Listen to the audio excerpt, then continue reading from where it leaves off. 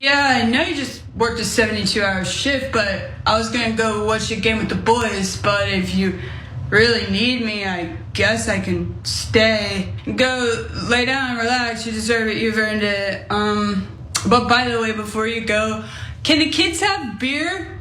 I forgot. Can they have beer? Hey, babe, sorry to wake you. I know you're resting, but can you just real quick show me how the toaster works? Do you know where the remote is? Women online are speaking out about what's been dubbed weaponized incompetence. When a person acts like they aren't capable of or don't know how to do something that's an important but it's simple everyday task in order to avoid having to do it. Sure, it's not only men who do this, but let's be honest with ourselves. It's mostly men. And I'm not just saying that and just pull that out of my ass. There's data to back it up, so let's get into it from the Huffington Post. A 2020 Gallup study conducted in the United States found that even among egalitarian-minded millennial couples, women are still more likely to clean the house, shop for groceries, cook meals, and make decisions about furnishing and decorating the home. I know that's right.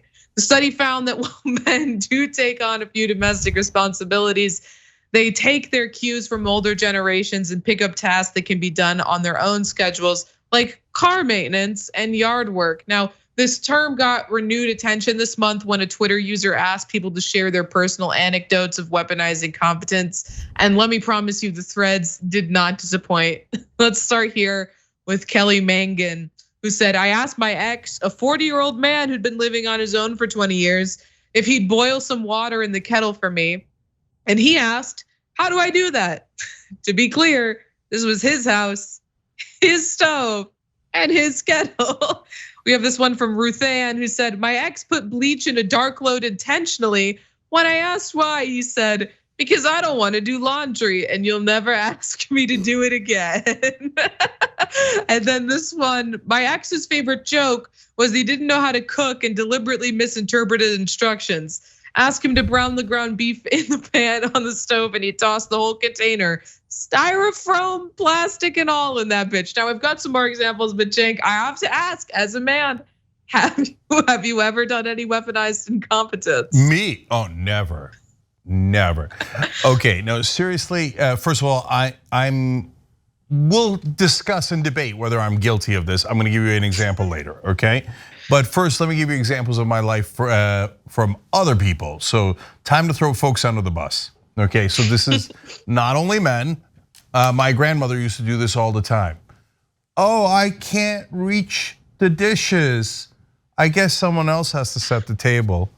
Oh, cooking, yeah, I'm such a bad cook. Do you really want me to? Okay, you're cooking, great. Okay, so this is a trick as old as time, okay? And now I'll use a guy's example with other guys, not with women. And so I was sorry, Steve-O, but I throw him under the bus every time. He used to be here, he used to do aggressive progressive with us. When we played football, every time, once in a while, the teams would get so large, we'd have an offensive line, but nobody wants to play line, they want to play quarterback. And Steve's a pretty good quarterback and he wants to play it, but we'd have to rotate the positions. So whenever he played offensive line, he just let the guy right through and we'd get sacked every time. He'd be like, oh, I am so bad at offensive line. I guess I have to be quarterback again. So this is not just about housework. It's done in 1,000 other contexts. That's why I love this story. And now that, like, if you didn't know about it before and you didn't know the term before, now you're gonna think of it all the time because you're gonna see it in your personal life and go, weaponized incompetence. Okay, so now, Ray, have I done it? Yes. The question is, was I right or wrong? Okay, so there are two caveats here in my opinion. One is, yeah, but who's better at that task? Okay, okay, I'm serious. So, for example, I do suck at cooking. And so I haven't cooked my whole life, even when I was single for a long time and broke. The max I could do was mac and cheese, okay? And then I came up with one dish that I could do. Spaghetti alla Genka, okay? And what that is spaghetti butter, and then I throw 2 eggs on top of it. Like 2 sunny side up eggs. And then I mix it up and I go, oh yeah, look at that, okay? So, but that's all I got. Anything more complicated, I never did it for myself. Okay, even when I really needed to because I was broke, I still didn't do it. I was like, I'll just eat more cereal and more Hot Pockets, right? So you're just not good at some things, and that's real. And some things I'm better than my wife or my partners, et cetera, whoever it might be. And I go, why would you do it? No, I'll handle that. Like, what am I gonna have them lug around stuff when I'm like significantly larger than them? And lugging, I got no problems with. And the other thing is, and now this is the controversial one, who's working more? And again, this is not a male or female thing. I know a couple where the woman works in finance, and it's not just that she makes a giganda of money, which she does, but she works long hours, and the husband works part-time. Well then, brother, it's on you to pick up the load, right, at home. And he does, right? But I think those are important caveats. Thoughts? I actually totally agree with you, and I have a personal example from my life that I was gonna say anyway, so it works out perfectly. My mom is the breadwinner in my family, and my dad, he is a musician. He mostly works weekends. Sometimes he would work nights. He's mostly retired now, but my mom is younger, so she still works a full-time job. She's always been the 9 to 5 every single day person. So my dad was the person who cooked for us at home. My dad was the person who, got us ready to go to school in the morning because my mom would go to work before him. And so my mom is the person who comes home and she sits down on the couch and she's like, oh, I don't have a drink. And she'll stare at my dad like, oh, could you go get me a Diet Pepsi? So she's definitely the person, and I mean, she does a lot. I don't want to like take that away from her. She does all the laundry. She's the person who cleans. My dad's never been exceptional at that. But my mom is the person who definitely like sits down after work and is like, oh, I forgot to grab this. Could you go get it for me? It's so far away. Yeah, and look, I think I get it. And she worked hard and she brought home the bacon, and there's some logic to that. And I know that's a little old school, but I also believe in logic. And I know that people are gonna think, oh yeah, it's just an excuse. No, but I always think if someone is up, it's way better for them to get something than the person who's sitting, right? So if I'm up and someone asks me to get something, I think, yeah, of course I'm already up, right? But like if I'm sitting and I ask someone who's up to get something, they catch feelings like 89% of the time. They're like, oh yeah, I guess you don't want to get it. I'm like, no, I'd have to get out from like behind this thing and walk all the way around, and you're right next to it. Can you just grab it, right?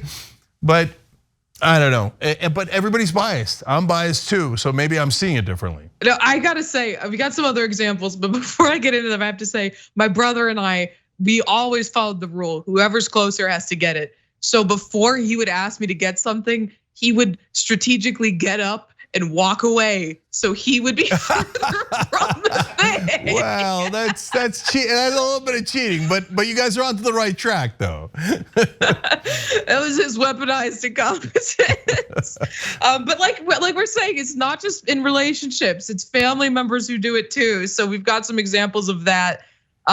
This Twitter account said, "My dad is 73 and claims not to know how to run the washing machine."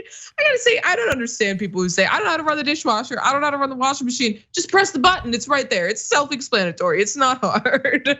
But then Taylor said, my dad hasn't learned how to use any of the washing machines we've ever had. He knows how to use the ones at the laundromat, but only goes there and only does his laundry when my mom gets fed up enough with his stuff and goes on strike. Dr. Pepper Labor Sugar power. Baby, right? I had to read this account's name. I love it so much. Dr. Pepper Sugar Baby says, not my relationship, but we no longer have glass dishes in the house because every time my dad's been asked to do dishes, he purposefully breaks the glass to prove he can't hold glass. And then this last one, if you can believe it, is the most insane one. My ex refused to clean his bathroom, and when he moved out, the faucet wasn't working, and I learned he hadn't showered in at least 6 weeks and was just using baby wipes. No, that one. So yeah, I'm so glad you brought that one in, Ravana. That's the one where I was like, no, dude. That's wrong. Come on, right? But at the same time, that one is ironic if you think about it, because a dude who doesn't shower for 6 weeks, that isn't about other people. He really couldn't figure it out. Thanks for watching The Young Turks, really appreciate it. Another way to show support is through YouTube memberships. You'll get to interact with us more. There's live chat emojis, badges. You've got emojis of me, Anna, John, JR, so those are super fun. But you also get playback of our exclusive member-only shows and specials right after they air. So all of that, all you gotta do is click that join button right underneath the video. Thank you.